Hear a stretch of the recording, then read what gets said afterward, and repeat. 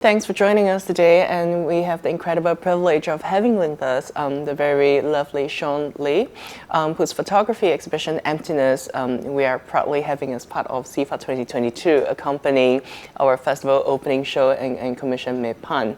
So I guess I just want to kind of jump into the conversation and begin with asking you, how did your collaboration with the project come about? And how did you decide on there being, two split tracks with nature and nature hallucination?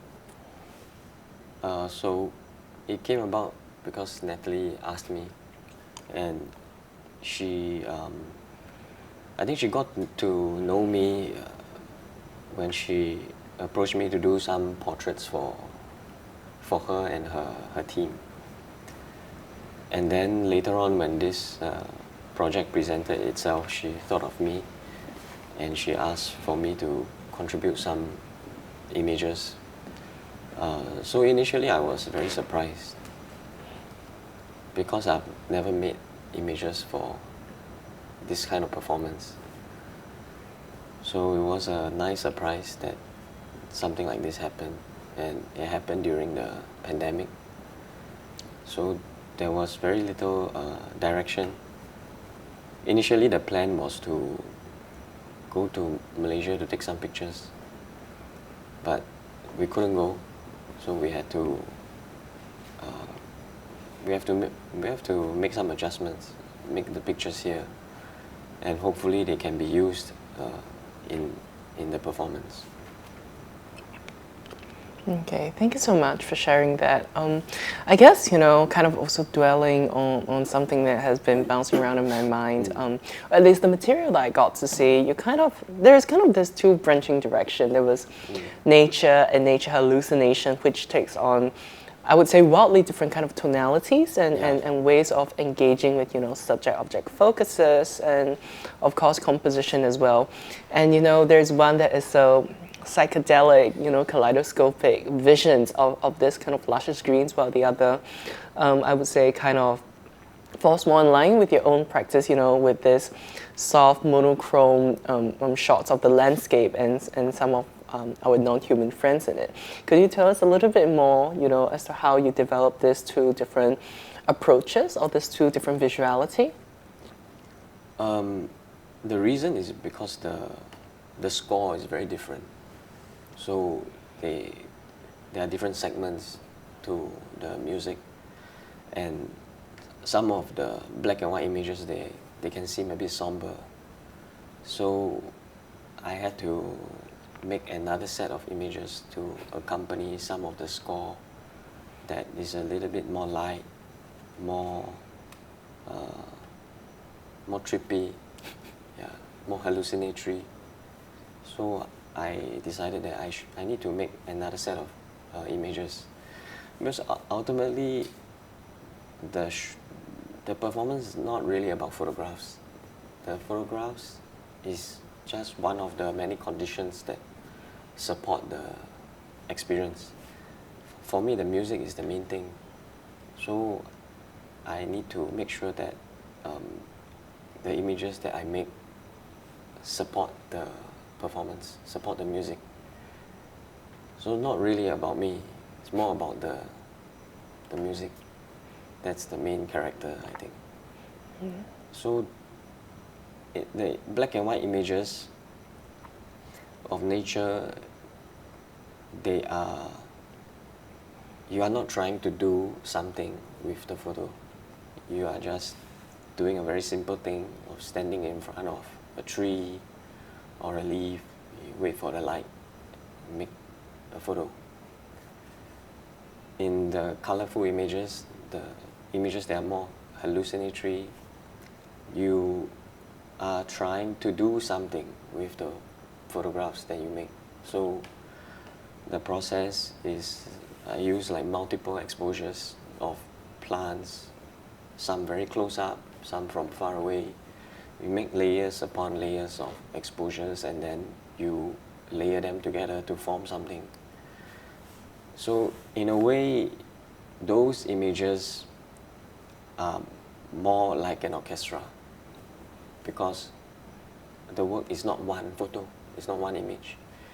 It's an accumulation of images. Some come through more and some come through less. Depends on the tones and what you choose to take.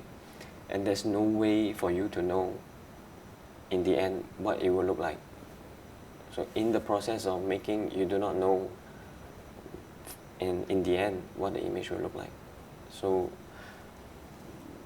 I guess that is in a way more symbolic of the orchestra, because the individual musician contributes to a larger whole. So the sound that you hear is a combination of many small things. And so it kind of relates to the images that I make. But in the end, whether it relates or not, to me, not so important also, because it's meant to support the music. Yeah.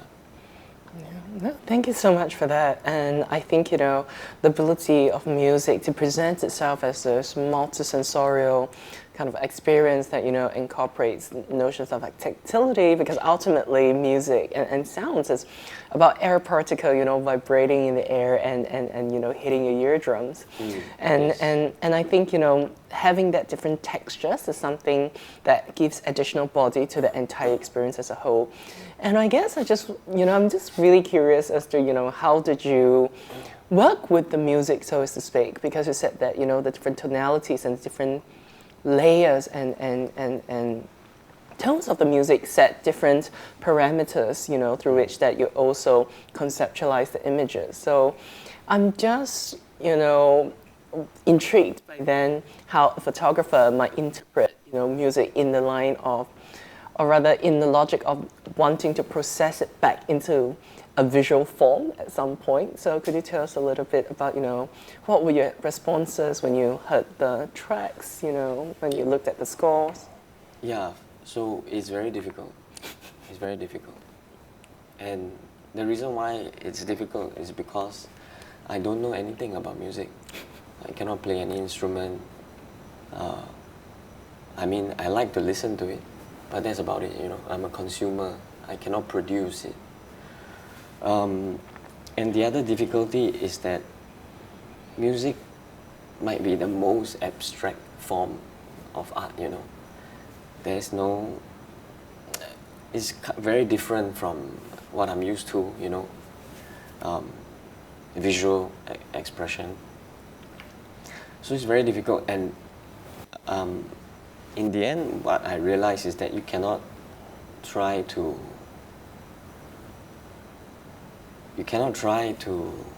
think conceptually. You just have to respond to what you hear as a person who doesn't know about music. So I'm a person who does not know about music, and I do not know how to play any musical instruments. And I must respond as myself. So the approach that I use, especially with the hallucinatory images, is just the response of a photographer who doesn't know about music.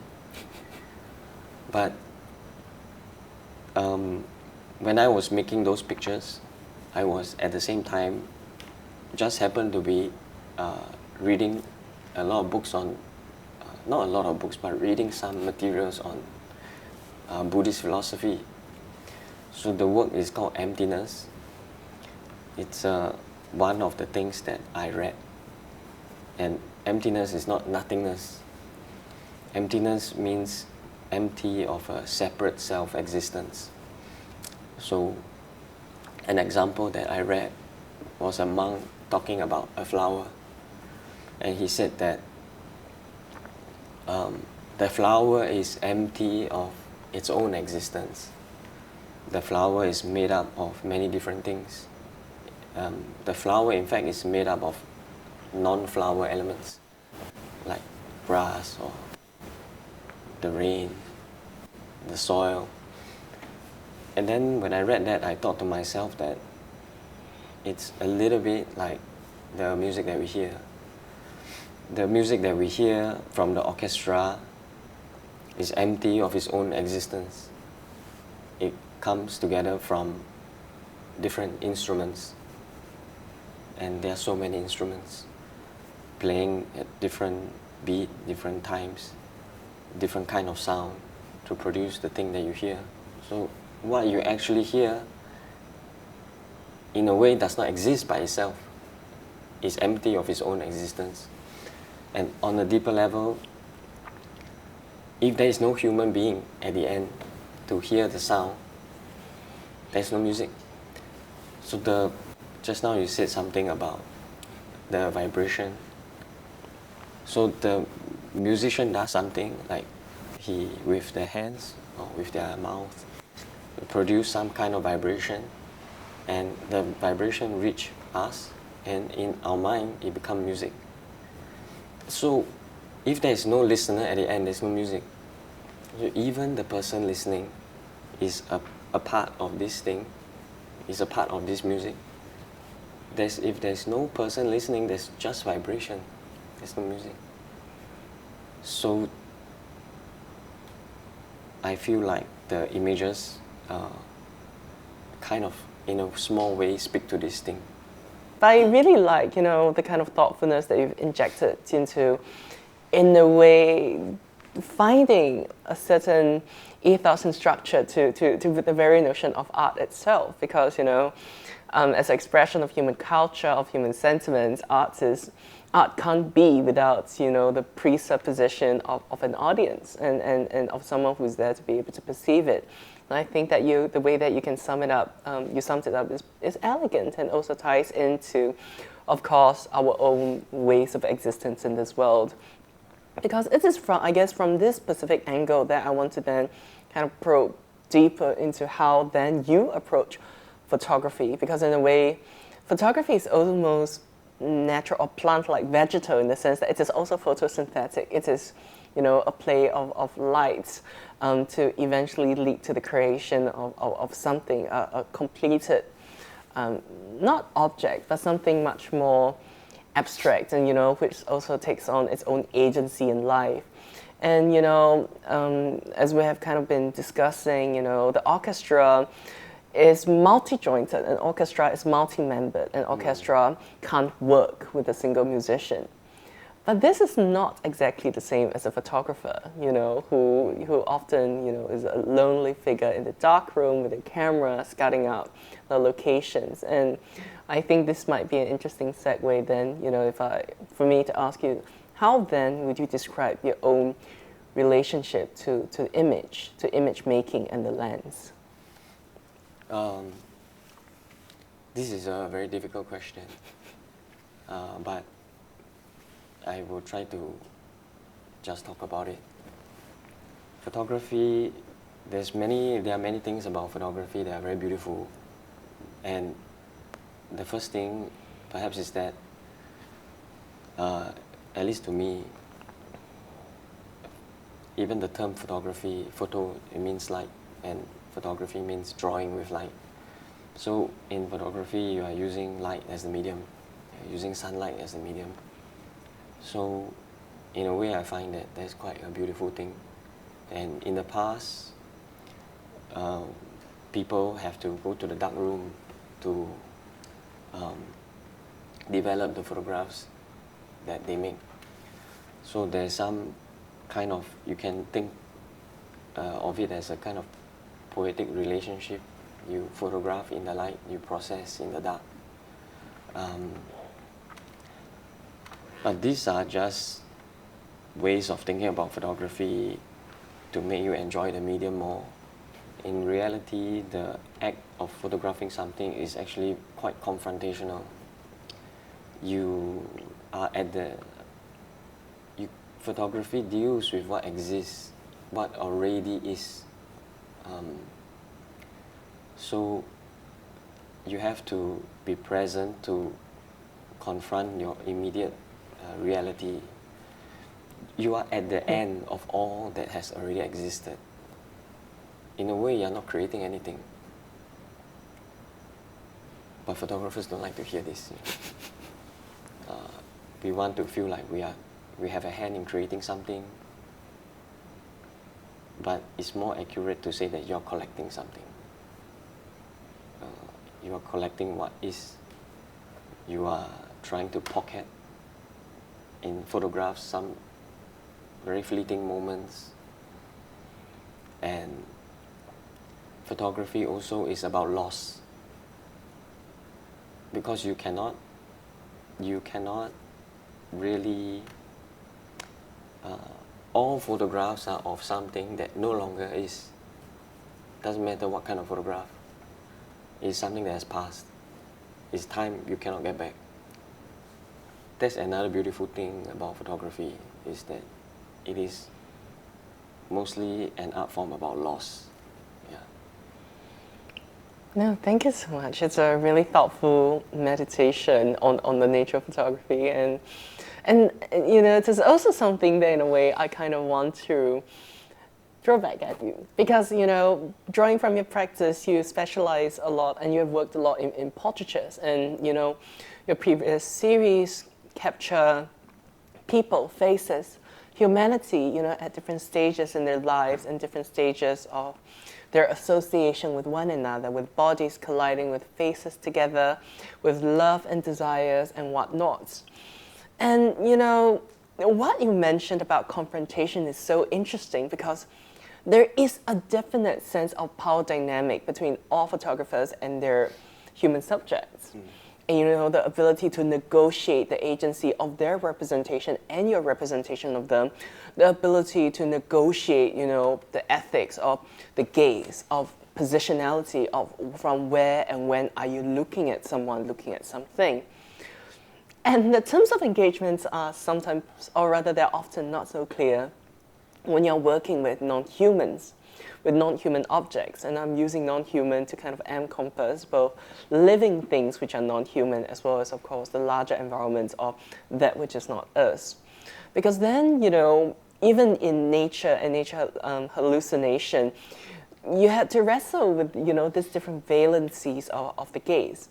And, you know, for example, in nature, the photographs that I feel have, in a way, a stronger resonance because of the materiality, because of their monochromeness, the certain somberness that you have mentioned.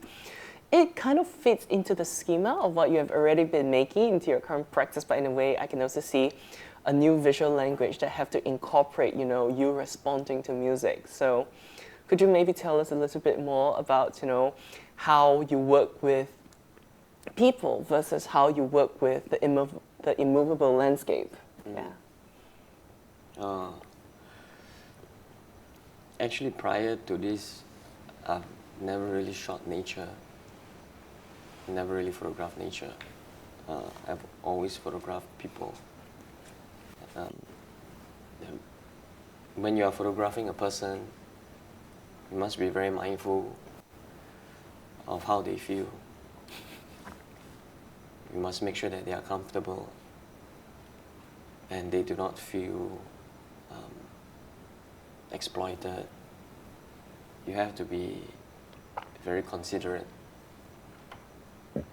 When I photograph people, I always tell them the same thing. I always tell them, you don't have to do anything. Just look here. Just sit here. Don't think about anything. And then I press the shutter. I try to get them to be as present as possible, and I also try to get myself to be as present as possible, because I feel that especially nowadays, taking a photograph is not an event. People take pictures all the time. They take pictures of other people all the time. And they take pictures of themselves all the time. So when I'm photographing someone, I try to have some strategies to make them feel that an event is happening and you have to be present. When you photograph nature, it sounds silly to say, but the biggest difference is that there's no human mind on the other side. The tree doesn't give a shit about you. you know. It doesn't care that you are doing something, you are taking pictures. And you cannot tell them what to do. You have to move. You have to change.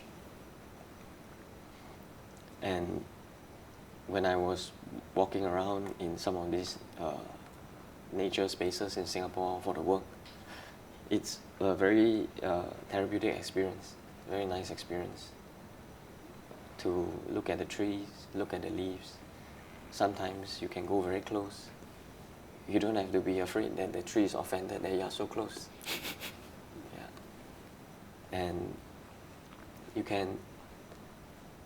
find you have this feeling that nature is very generous. Thank you. That's a beautiful way of reflecting on that. But in a way, it of course also hints at nature's indifference to us. Nature's indifferent to many things. We exist within and without nature. And particularly, for example, I think with the indigenous people of the world, it is also something that's apparent of living with and living through. The idea that there isn't really a claim to a sort of supremacy, I think that is also what have the potency in being able to coexist, not so much harmoniously, but as much as, in a state of equilibrium, of working together.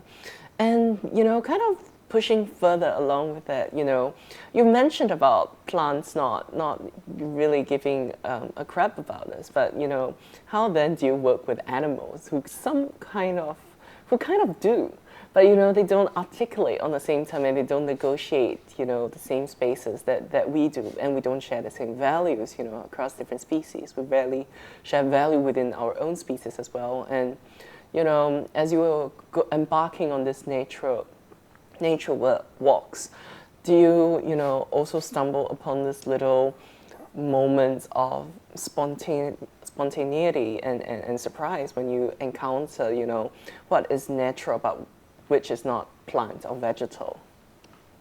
Yeah, sometimes you see some little animals, especially when I'm walking in some of these nature areas, and sometimes I can look at them for such a long time.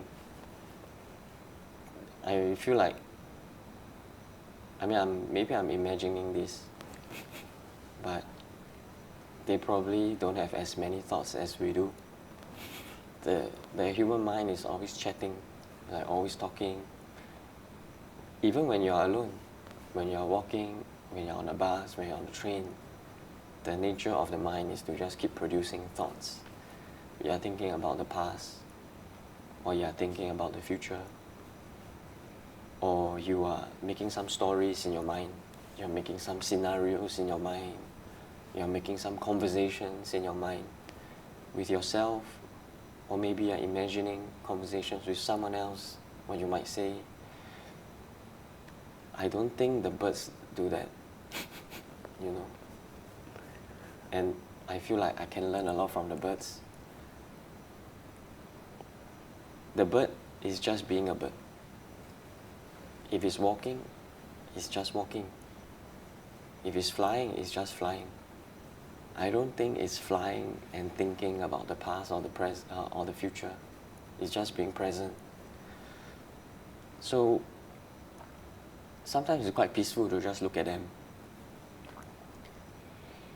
After doing the work, I had to go back to Taiwan with my wife.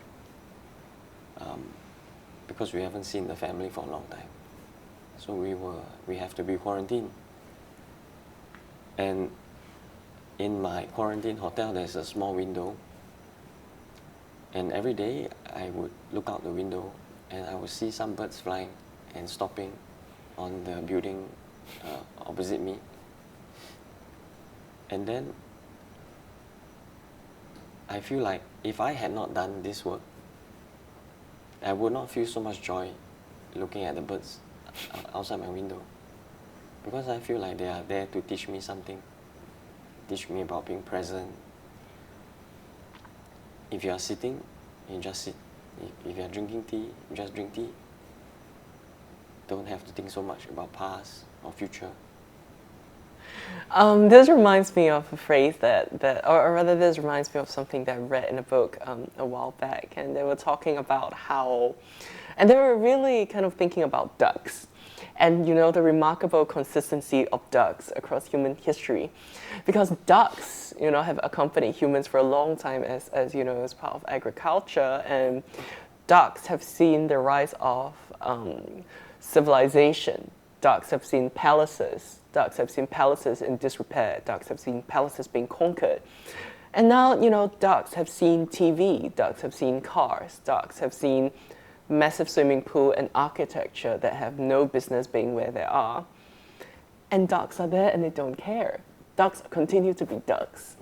Ducks continue to be concerned with whether you want to feed it pea or bread or some other vegetable that may or may not have existed from when the duck and the ancestors of that duck first arrived on the land. And in a way, this brings in, this is just something that, was running through my mind as you shared about the small joys of the birds who have that care, who have that ability to just being without having to impart, without having to over-intellectualize, without having to actively worry about a sense of temporality that it is not engaged in. And, this brings in something that I'm curious to learn about, particularly because when you take an image, you have a gaze. As a photographer, you exercise your agency in composition in the way you work with light to capture that specific moment and to lose the rest, as you mentioned.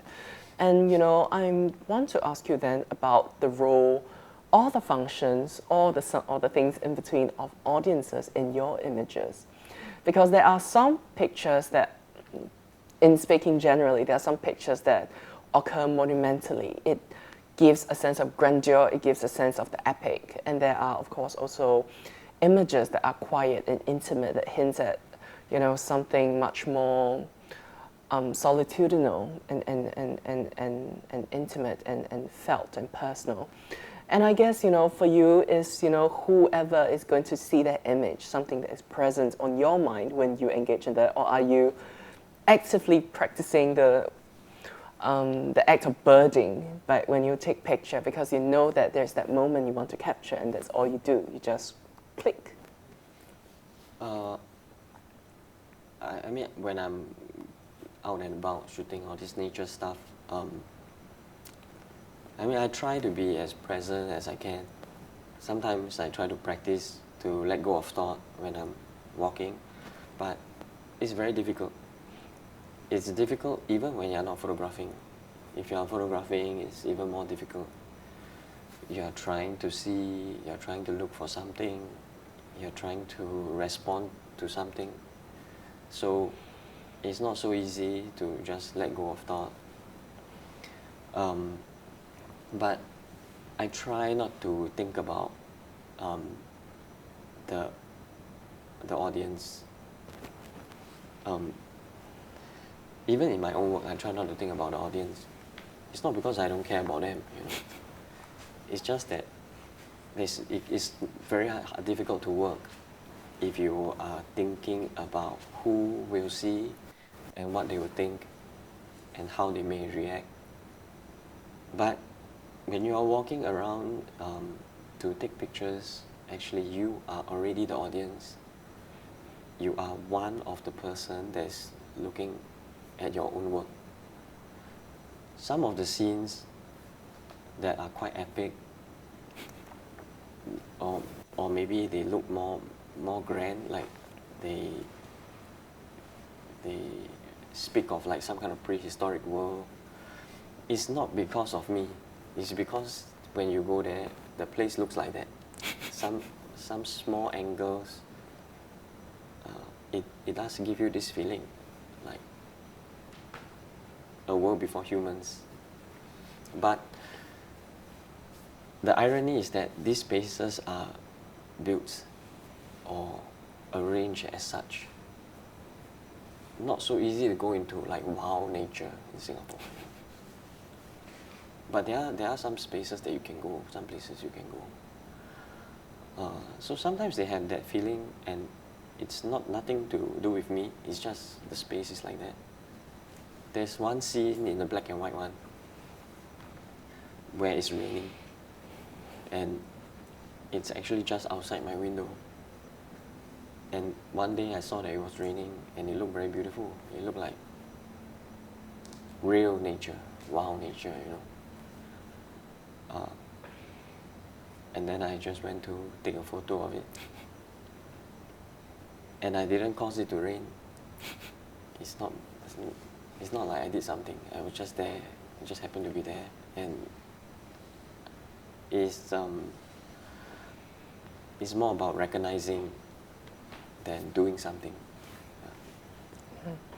I guess transitioning from that and, you know, the serendipity of stumbling onto things and being able to have the privilege of representing something as it is, I think I'm also really curious about, of course, the context of space in exhibiting photos, because images in different spaces trigger different ways of sensing, different ways of making sense.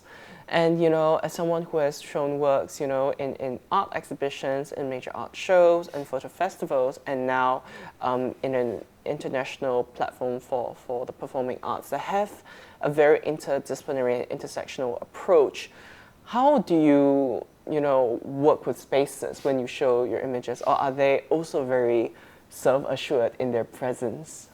For this performance, the images, they will be used as some kind of projections.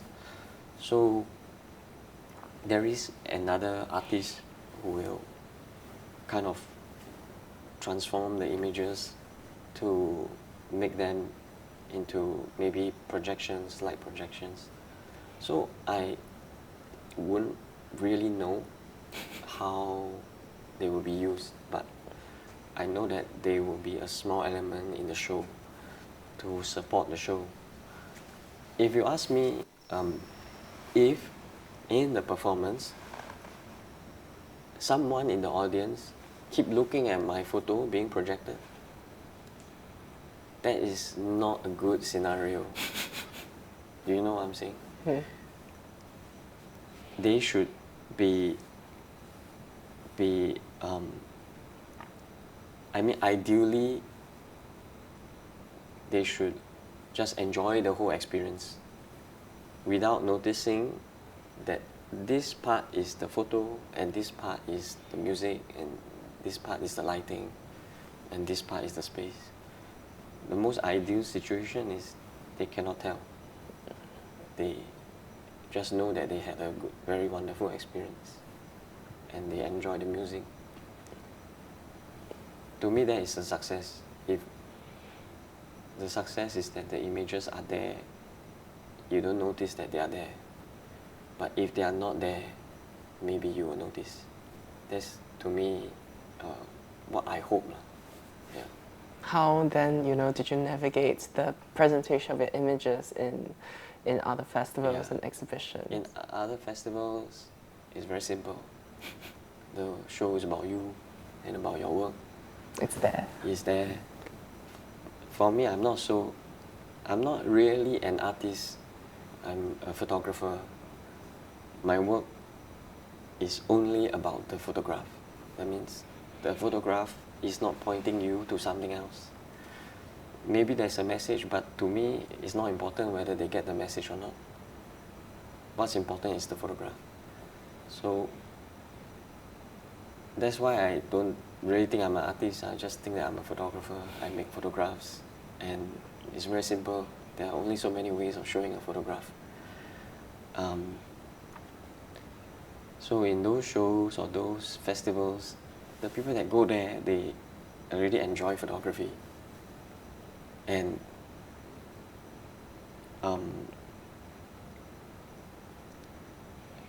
there are some artists that they try to show their photographs in different ways. But I don't really do that. I just show my photographs as prints. That's the way that I like the most. And I don't need them to be something else or to be something more.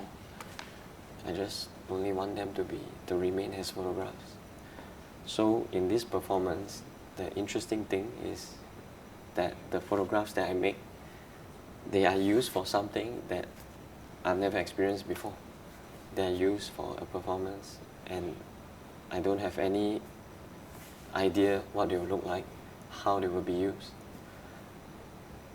I don't even know whether I might recognize it or not, you know. And it's okay.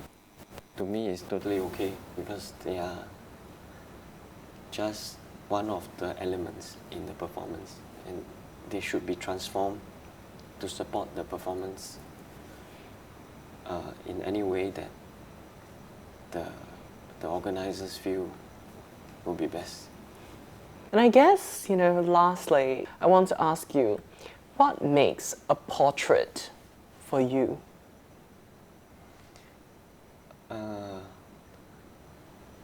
I think making portraits is an exercise in cherishing, because the person that you photograph won't be there forever. And this is not trying to be morose, but photography is always about loss. You cannot get back the moment that you photograph. The moment you photograph is gone. So the photo is a way of showing you what you have lost, but it's also a way of showing you what has been. It was there. So for a long time, even now I'm still making pictures of my parents. I've been making pictures of them for many years. For 10 years, I've been making photographs of them, and I'm still making photographs of them. When I look back at those photographs, to me it's a long lesson in cherishing, because you can see them changing throughout 10 years, 15 years. They don't look always the same. They're getting older all the time, getting older every day. You can tell from their faces. So for me, in that work with my parents, this comes through very strongly. Like,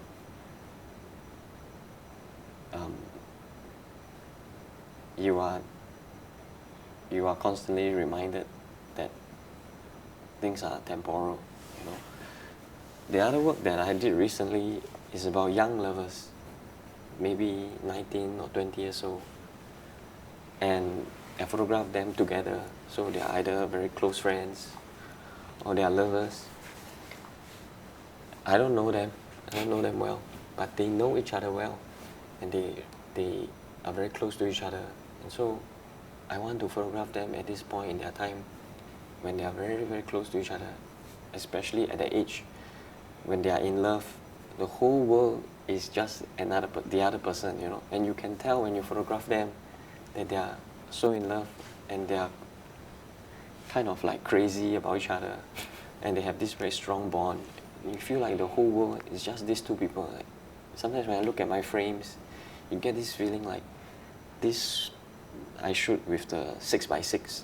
It's like a square frame camera. I feel like in this square frame, in this world, it's just these two people, you know, and they really cherish each other. But the reason why I photograph them is because most likely they will break up. Especially at that age, you know. Young love is like that. It's very transient. And so in that work also, I'm reminded that this idea of cherishing, because the person you love today, in a few years, maybe they are strangers. And I've done the work for quite long, for about 5-6 years. In these 5-6 years, the first few couples that I photographed, not together anymore. In fact, most of them not together anymore. That's life. And thank you so much for that. Thank you. Thanks.